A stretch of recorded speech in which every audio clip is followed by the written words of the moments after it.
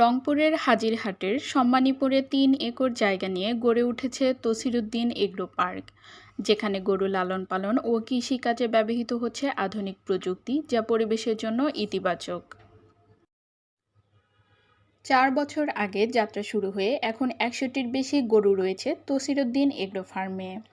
২৮টির বেশি গাভী রয়েছে, যেগুলো প্রতিদিন ২২০ লিটার দুধ দেয়। ষাঁড় রয়েছে ৪০টির মতো, যেগুলো অর্গানিক উপায়ে মোটা তাজা করে কুরবানির ঈদে বিক্রি হবে। খামারের গরুর প্রধান খাদ্য হিসেবে ব্যবহার করা হয় উন্নত মানের সাইলেজ।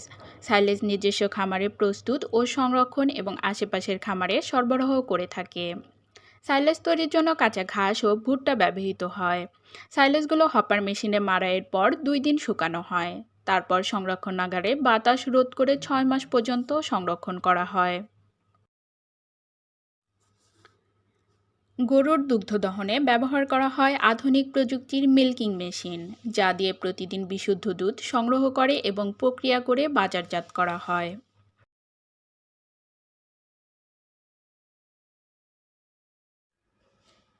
তিনি জানান, তার খামার তৈরির মূল উদ্দেশ্য গ্রামীণ মানুষের কর্মসংস্থানের ব্যবস্থা এবং তাদের কাছে ভেজালমুক্ত খাদ্য পৌঁছে দেওয়া।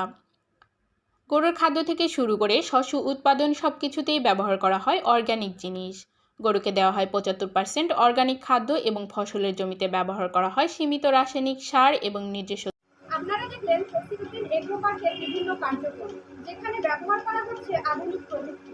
তাই বলা যেতে পারে তসিরুদ্দিন এগ্রো পার্ক কৃষিক্ষেত্র এবং পরিবেশের জন্য একটি আদর্শ উদাহরণ।